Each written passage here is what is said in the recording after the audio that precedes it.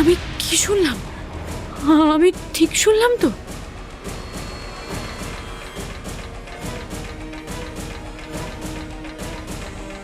আমাদের ভালোবাসা আজ পূর্ণতা পেয়েছে অংশু। আমি প্রেগনেন্ট। তুমি এমবিএ করতে 3 বছরের জন্য বাইরে চলে গেলে অংশু।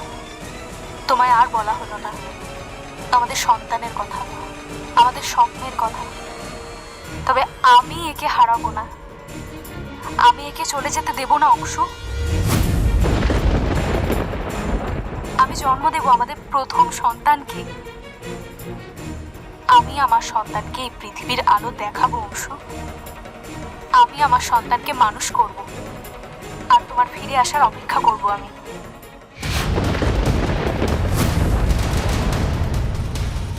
অমৃতা আর ভাইয়ের সন্তানকে?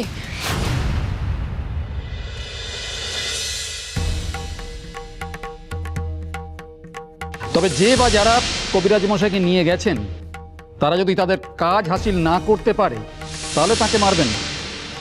চন্দ্রিমা যদি আমি না হন আর উনি যদি বাবাকে নিয়ে গিয়ে থাকেন, তাহলে আমি নিশ্চিত বাবা একদম নিরাপদে আছেন। বাবার কোনো ক্ষতি হতে পারে না। বাবা বেঁচে আছেন, ভালো আছেন। কিন্তু চন্দ্রিমা বা আমিনার সঙ্গে বাবার কি সম্পর্ক হতে পারে? কিরে মিশমি, কি বুঝছিস? তুমিও যা বুঝছো আমিও তাই বুঝছি আন্টি।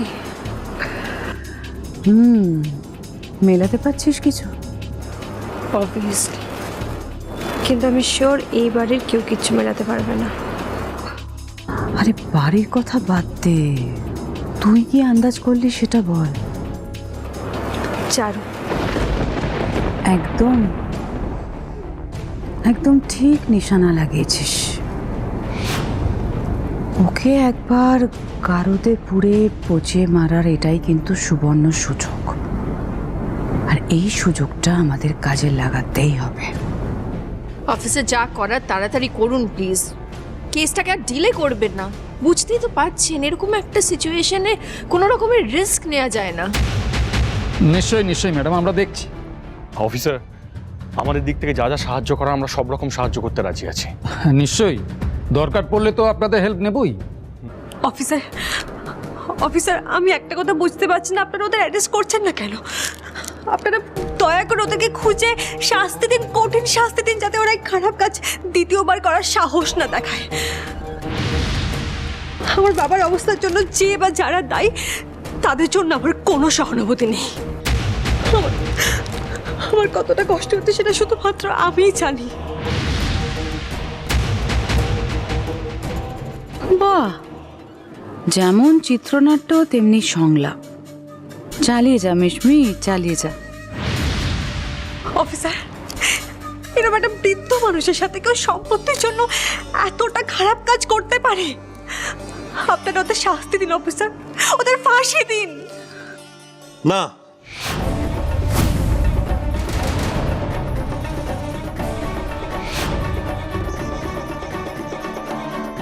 না বলছো কেন তুমি? অফিসার আপনি কাউকে অ্যারেস্ট করবেন না।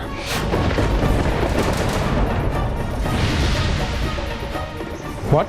হ্যাঁ, ঠিক শুনেছেন, আপনি কাউকে অ্যারেস্ট করবেন না। যদি কোনো ইনফরমেশন পান আমাকে আগে বলবেন, তারপর ভেবেচিন্তে ডিসাইড করবো যে কি করতে হবে। আজও আমি জাস্ট বুঝতে পারছি না, তুই ক্রিমিনালদের গার্ড করার চেষ্টা কেন করছিস? না পিসিমণি, আমি কাউকে গার্ড করছি না। আমি শুধু এইটা বলছি যে পুলিশ ওদের ট্রেস করে ফেলেছে, এটা জানার পর যেন বাবার কোনো ক্ষতি না হয়। That's it. অফিসার দেখুন, আমি কি বলছি আশা করি আপনি সেটা বুঝতে পারছেন। এই সময় কোনো হঠাৎ করে সিদ্ধান্ত নেওয়ার সময় নয়, সেটা করতে হবে খুব ভেবেচিন্তে করতে হবে। আপনার কথাটা ফেলে দেওয়ার কথা নয়, মাথায় রাখলাম। তাহলে আসি আর্যবাবু। আসুন। আপনি শিওর কোনো ক্ষতি করেনি বাবা? হ্যাঁ আমি শিওর। কি করে শিওর হচ্ছেন? বাবা তো কোনো খোঁজই পাইনি, আমরা কি করে আপনি এত শিওর হচ্ছেন বলুন? জল এসছি।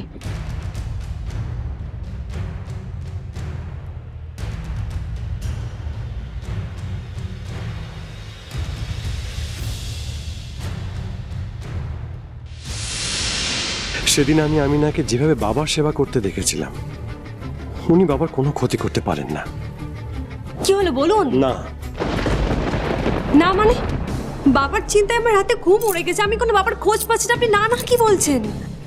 আমি এখনই আপনাকে কোনো কিছু বলা প্রয়োজন মনে করছি না। কিন্তু আর্য, তোমার সাথে কথা আছে আমার। হ্যাঁ মা, বলো কি বলবে।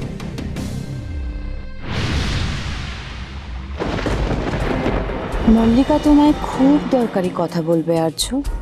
দেখো, শুনে আবার ফোঁস করে উঠো না যেন। আর্য, তোর মা যখন কথা বলতে চাইছেন তখন নিশ্চয়ই কোনো জরুরি কথাই বলবেন। আরে দাঁড়িয়ে দাঁড়িয়ে কি কথা শুনছিস? তুই এদিকে আয় না, এসে সোফায় বস, মাথা ঠান্ডা কর, ঠান্ডা মাথায় তারপর কথাটা শুনবি।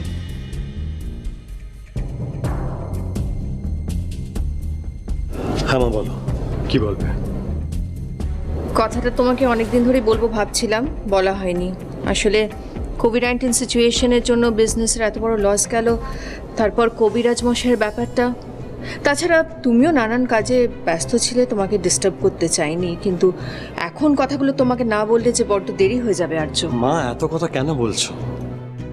মনে হচ্ছে যেন তুমি প্রথম আমার সাথে কথা বলছো। আমি বুঝেছি তোমার কিছু বলার আছে, এটা বলার আছে বলে দাও। বেশ, তাহলে শোন, আমরা বাড়ির সকলে মিলে ঠিক করেছি যে আগামী মাসের শুরুর দিকে তোমার আর চারুর বিয়ে দেব।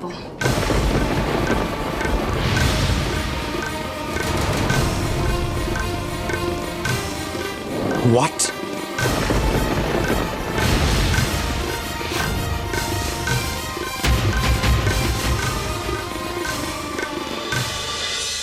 আবার 2 বছর পর তোমার সাথে দেখা হলো অংশু।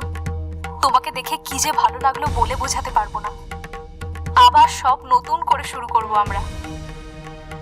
কিন্তু এতগুলো দিন পেরিয়ে গেল, খুব চেষ্টা করলাম, কিন্তু আমি তোমাকে বলতে পারলাম না। আমার কথাটা মনেই থেকে গেল। আমি তোমাকে আমাদের মেয়ের কথা কিছুতেই বলতে পারলাম না অংশু। তুমি জানো, ওর 2 বছর বয়স হয়ে গেল। খুব মিষ্টি দেখতে হয়েছে জানো তো, চোখগুলো একদম ঠিক তোমার মতো। ওর কি নাম রেখেছি জানো? চিনি।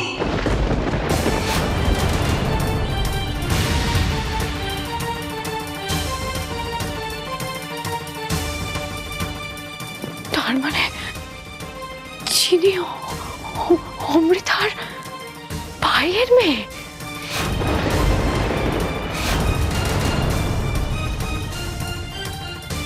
আমার আর চারুর বিয়ে? হ্যাঁ আর্য, তোমার আর চারুর বিয়ে। এক মিনিট মা, মানে তোমার যেটা বলছো ভেবে চিনতে বলছো তো? মানে আমার বিবাহিত স্ত্রীর সঙ্গে আবার আমার বিয়ে দিতে যাবে কেন? বোকার মতো কথা বলিস না আর্য। নতুন করে আবার বিয়ে দিতে যাবে মানে? আরে বাবা, এই কথাটা তো তুই প্রথমবার শুনছিস না। ভালো করে মনে করে দেখ, যখন তুই চোখ ফিরে পেয়ে আবার এ বাড়িতে এলি তখন আমরা কি বলেছিলাম? আবার নতুন করে তোর শুভ দৃষ্টি হবে, মনে আছে? তুই সুস্থ হয়ে ওঠার পর আবার সব নিয়ম মেনে সুন্দরভাবে শুভ দৃষ্টি সুসম্পন্ন করে আবার তোদের বিয়ে দেবো। তোদের বিয়েরও 1 বছর পূরণ হতে চললো। আর তাছাড়া তখন রেজিস্ট্রিটাও হয়নি, এখন রেজিস্ট্রিটাও হয়ে যাবে। দেখো পিসিমণি, আমার কি মনে আছে আর তোমরা তখন কি বলেছিলে সেই তর্কে যেতে চাই না আমি। আমি শুধু এটা বলছি যে এটা যুক্তি কি। আচ্ছা, তুই এই প্রশ্নগুলো তখন করিসনি কেন বলতো? বারে, তখন চুপ করেছিলাম বলে এখন প্রশ্ন করতে পারবো না? এটা তোর কোনো লজিক নেই। শোন, আর যে বিয়ে ব্যাপারটা না একটা ইমোশনাল ব্যাপার, কোনো লজিক দিয়ে এটা ডিফাইন করা যায় না। আর যখন তুই চারুকে বিয়ে করেছিলি তখন তো সিচুয়েশনটা পুরো অন্যরকম ছিল না? তখন তো তুই সেই দিনটা নিজের চোখের সামনে দেখতে পাসনি, তাই না?